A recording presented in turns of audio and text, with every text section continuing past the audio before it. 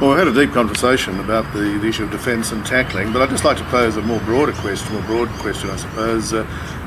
What's the biggest lesson that you'd say you could take out and you've learnt as a coach of rugby league? You're still learning. I remember. It's so true, because I take you back to our initial conversation about ego and thinking I knew everything and I was this high flyer, hot shot that had this job and I was above everybody else. And it took me a while to realise that I was just like everybody else, that I didn't know everything. And I remember watching a Queensland Cup session with a pretty highly regarded coach, and he was running a catch-pass session. I thought, I've seen this, a million times, and I don't need to watch that. And I was pretty swiftly tapped on the shoulder to say, hey mate, that's pretty disrespectful. You never know what you're going to pick up out of watching just a simple catch pass. From here on in, whatever I could watch, I continued to watch and pick up different lingo or different technique. So you're still learning. That's the big thing for me. You agree with that, Lee? I think, I do agree with it, but I think to answer the question, what's the biggest thing I've learned? I think the biggest shift I've made in the last sort of decade is that the players have the genius. So the players know more than we give credit for. So as a coach, you don't need to be the fountain of all knowledge. You can actually be a good coach just by knowing how to ask the right questions. You can actually be a good coach by just making people feel special and putting the right people in the right places. And the biggest lesson I've learned, I think, in the last decade is you'd be amazed what players know. And that doesn't matter if they're 14 years old or 34, So, there's a bit of feeling in the modern world that you should empower your players or empower your staff. Well, I think I sort of picked that up about a decade ago, and it worked wonders for me. And they still know who the boss is, and they still know where the lines are, but if you use the collective wisdom of your group, you're bound to do better as a team. So that's probably the lesson. Steve, in terms of your experience in dealing with other coaches, over time, what have you picked up there? Obviously, you did allude to that in that earlier session, but dealing with other, learning cross-fertilisation of ideas and so forth, that important? Oh, it's massively important, and it's about club culture. Firstly, in that respect, is whether you're the head coach or whether you're an assistant coach or a lower grade coach. It's about uniformity, but also sharing ideas with each other that can potentially make that program better. So I think that, making sure that you're certainly learning, but you're also imparting a bit of wisdom on younger coaches as well to give them a hand is a really big thing. So I think, definitely that's how we learn, by watching as well. What about your experience with strength and conditioning coaches, Steve? I wouldn't even know the term to describe some S&C intense. Okay. Intense. They're the way I see an S&C coach is you've got to have a lot of trust in them. Yeah. And the higher up you get, the more trust you have to have, is because essentially they're preparing your athletes for pre-season, in-season, post-season, recovery, nutrition. As a head coach, I guess that's one area I would probably freely tell you that I'm not that experienced in, because I've always just had that trust in my S&C coach, and I suppose what I have done is say, these are what I would like to achieve out of a session tonight, this week, how's that going to tie in with you? But I think a lot of them are intense, A lot of them struggle with the idea of games-based conditioning too, I find. So the traditional model in coaching is conditioner gets half, coach gets the other half. Well, personally, I've never done that. The whole session, like I said earlier, has been conditioning, and my conditioners have always had to work with me to get the best out of my session, if that makes sense, because in my opinion, we've not got that long.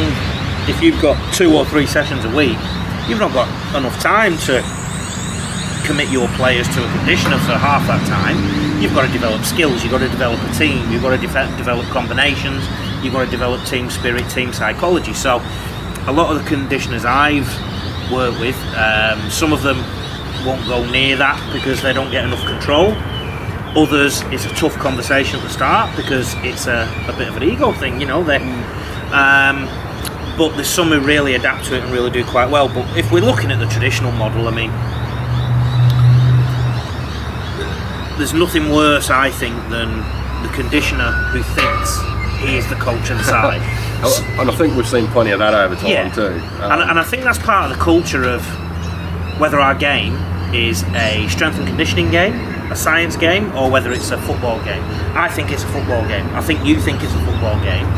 And I believe that strength and conditioning and weights and fitness and all them kind of things are a means to an end for rugby league, not the be all and end all. And I think that's where there's a bit of breakdown in the game at the minute. So those facets are integrated. Yeah, so rather than stand alone. I always say to my strength coaches and my fitness trainers, I said, you've got to remember that you are a weights trainer or a strength and conditioner, whatever you may be, for a rugby league programme, for a rugby league team, for a rugby league club.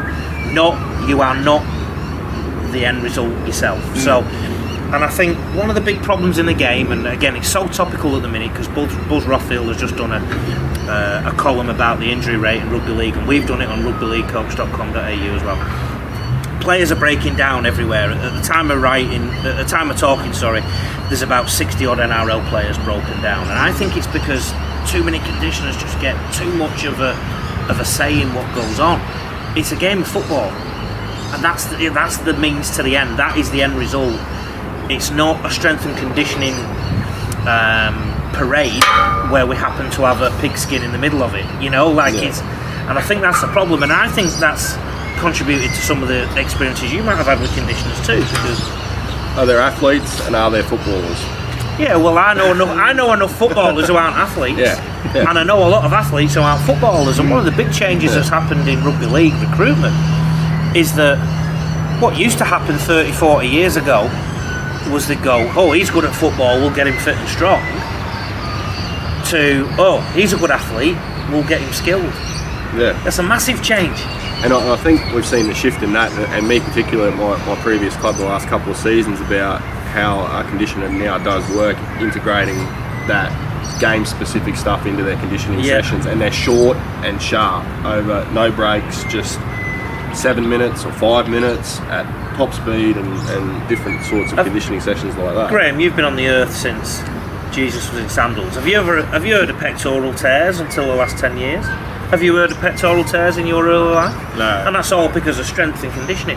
Have you heard of 15-year-olds having ACL? No, that's operations? No. It's all because of the way we condition the players, so we need to rethink.